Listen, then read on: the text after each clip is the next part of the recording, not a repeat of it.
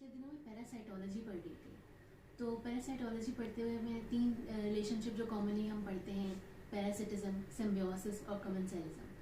वैसे तो जिन लोगों ने बेसिक साइंस पढ़ी हुई है उन्हें अंदाज़ा होगा, लेकिन बाकी सबके लिए थोड़ा सा आसान लफ्ज़ों में बता देते हैं। पैरासाइट क्या होता है? पैरासाइट एक ऐसा लिविंग ऑर्गेनिज्म होता है जो दूसरे लिविंग ऑर्गेनिज्म पे, जिसे हम होस्ट कहते हैं, डिपेंड कर रहा होता है अपने सर्वाइवल के लिए, नॉरिशमेंट और शेल्टर के लिए। इसी तरह से एक और रिलेशनशिप होता है कमेंसलिज्म। उसमें क्या होता है कि पैरासाइट होस्ट पे डिपेंड तो करता है लेकिन उसे हार्म कॉज नहीं करता। अच्छा, एक रिलेशनशिप होता है सिम्बियोसिस, जिसमें पैरासाइट और होस्ट को एग्जिस्ट करते हैं, यानी एक दूसरे को बेनिफिट पहुंचाते हैं। और पैरासिटिज्म में क्या होता है कि पैरासाइट होस्ट से बेनिफिट तो लेता है लेकिन इन रिटर्न उसे हार्म करता है। अभी पढ़ते हुए मेरे जहन में ख्याल आया कि इंसानी रिश्ते और ताल्लुकात भी इन 3 तरह के ही होते हैं।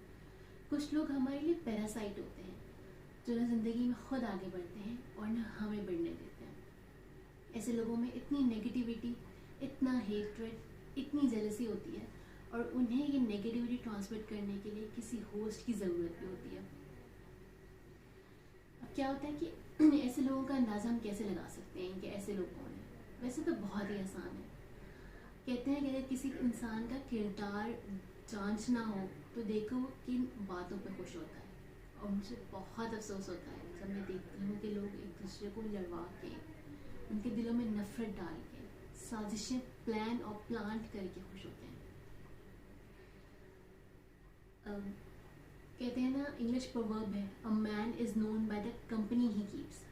बचपन में जब हम छोटी छोटी क्लासेस में थे, तो जब हम नहीं पढ़ रहे होते थे, बहुत टॉकेटिव हो जाते थे, राइटिंग ख़राब हो जाती थी, तो टीचर अक्सर हमारी जगह बदल दिया करती थी, किसी ऐसे बच्चे के साथ बिठाती थी जो थोड़ा ज़्यादा पढ़ाई में तेज़ होता था, शार्प होता था या लेस टॉकेटिव होता था। तो दिनों में हमारी राइटिंग अच्छी या बुरी हो जाया करती थी, इतना इफ़ेक्ट पड़ता था उस कंपनी से। हुज़ूर पाक सल्लल्लाहु अलैहि वसल्लम ने फरमाया, इंसान अपने दोस्त के ईमान पर होता है। एक झूठे का दोस्त झूठा ही होगा। अगर एक डॉक्टर का दोस्त डॉक्टर होगा तो एक डाकू का दोस्त भी डाकू ही होगा। अब क्या होता है कि अगर हम ऐसे इन्वायरमेंट में हैं जहाँ पे हम अपना कोई भी, आप किसी वर्क प्लेस पे जाते हैं या पर्सनल लाइफ में आप अक्सर डिसाइड नहीं कर सकते अपनी सराउंडिंग, तो बस ज़िंदगी में ये कोशिश करनी चाहिए कि आप किसी दूसरे के लिए पैरासाइट ना बने।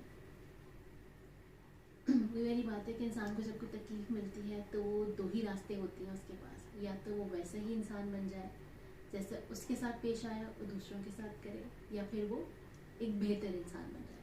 जैसे अशफाक अहमद ने फरमाया था, जो कांटा नहीं बनता वो बिलाखिर गुलाब बन ही जाता है। एक ड्रग एडिक्ट था, उसके 2 बेटे थे, एक चार्टर्ड अकाउंटेंट बना और क्वालिटी लाइफ गुजारी, और एक उस जैसा ड्रग एडिक्ट ही बना। जब उससे सवाल किया गया कि ड्रग एडिक्ट से कि तुम ड्रग एडिक्ट क्यों बने, तो उसने कहा मेरा बाप एक हीरोइनिस्ट था, मैं कुछ और कैसे बन सकता था। जब यही सवाल उस चार्टर्ड अकाउंटेंट से किया गया तो उसने कहा मेरा बाप एक हीरोइनिस्ट था, मैं वैसा कैसे बन सकता था। बाबा जी से किसी ने सवाल किया कि बाबा जी, मनफी सोचना नहीं पड़ता, वो ख्यालात तो मेरे जहन में फ़ौरन आ जाते हैं, और मुस्बत सोचते कि मैं जितनी भी कोशिश करूँ मैं सोच नहीं पाता। बाबा जी ने इतनी खूबसूरत बात की, उन्होंने कहा कि बेटा, गंदे कपड़ों का ढेर लगाना बहुत आसान होता है, लेकिन उन्हीं कपड़ों को धोकर, तय लगाकर, इस्त्री करके एक जगह पे रखना बहुत मुश्किल होता है।